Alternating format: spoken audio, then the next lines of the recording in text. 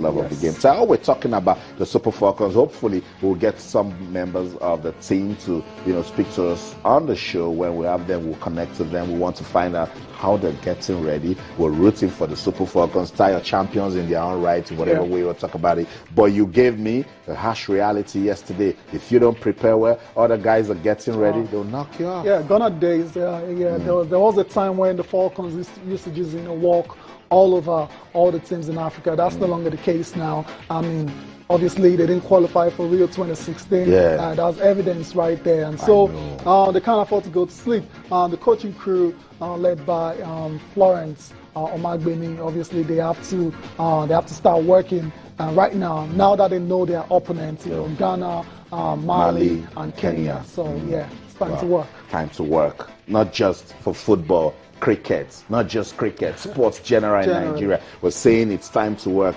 And for the Nigeria Cricket Federation, we told you the story, the Junior Yellow Greens, they went to Johannesburg. We've seen their quality. They need to get better. Emeka Onyema is the president of the Nigeria Cricket Federation, joins us now live on the program. Emeka, good morning. Welcome to the show. Good morning, Austin. How are you? Oh, well, super. This morning on the program. Emeka, it's all over in Johannesburg. We didn't get to Division 1, but I'm sure there are good lessons we can get from participating at that event. You're right, Austin. There's a lot of a whole lot of experience. It's a wonderful experience for those who have lived it. They are the most cherished team in the tournament, and we are the most organized. They won all the awards. They won 5 awards. They won the best man of the series, the best batsman of the series, which is Sylvester Bay. The highest run scorer of the series was also a Nigerian. The only 100 centuries scored in the tournament was also by a Nigerian. So it's a wonderful outing as far as I'm concerned. The boys will never forget this experience, and it will live with them as they grow in their cricket career. Emeka, we're coming back home now. What are these guys coming to meet? The Nigeria Cricket Federation, what are the plans in place to ensure that grassroots cricket in Nigeria is top-notch? Exactly. That is exactly where we are now, Austin. It's going to be a top-notch. We are not going to leave any stone unturned. We are going back to, like I promised Nigerians early this year, we are rebuilding. And you can see from the effort so far that the rebuilding effort is also yielding results. So we need to take it to another momentum. Come this week is the National Youth Games. Cricket is the only team sport that is featuring in it. And that's part of one of our grassroots development program to catch these boys young. So we will not stop in our effort to make sure that cricket becomes a household game in Nigeria. That's a good focus. Emeka, let's talk about infrastructure. I know that the Cricket Federation started developing grounds to play cricket in Nigeria. Bring us up to speed. Yes, the ground is on top gear. The ground is one of the grounds actually 90% done.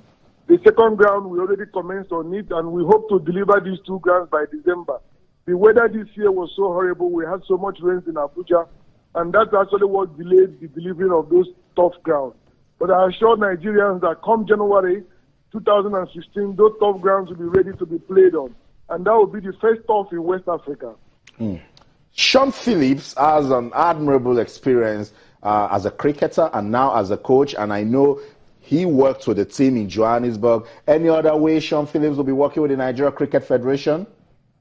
Honestly speaking, Austin, Sean Phillips has proved that he is a good coach.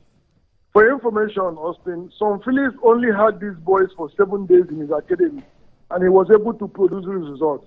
So you can imagine if Sean Phillips had these boys for 1 month, what terrific result that will have produced. So we have learned so much of our lesson. We are going back to drawing board. We will be consulting Sean Phillips more and more in the effort to develop this cricket in Nigeria. So Sean Phillips, of course, will be part of this whole program going forward. Thank you so much, Emeka Onyema, for speaking to us on the program this morning. Emeka Onyema is the president of the Nigeria Cricket Federation, and we'll be looking at ways we can develop the sport in the country, particularly with the achievements of the junior yellow greens at the just concluded ICC Under-19 Pre-World Cup competition Division 2 in Johannesburg. Tayo, a lot has been said. We talked about the grounds, so one of them 90% ready. When you have a proper ground where cricket can be played, you're on a path to development. Of course, I mean, you can't overemphasize the importance of sports facilities, when it comes to development. If you have the facilities, it helps you to drive development. So it's very interesting to see. December is the target to get these 2 grounds ready. So we'll be watching and we'll be monitoring to see if they're actually ready by then. Austin, they've done well. They've done well for themselves. So they just need to consolidate now. Get better, improve.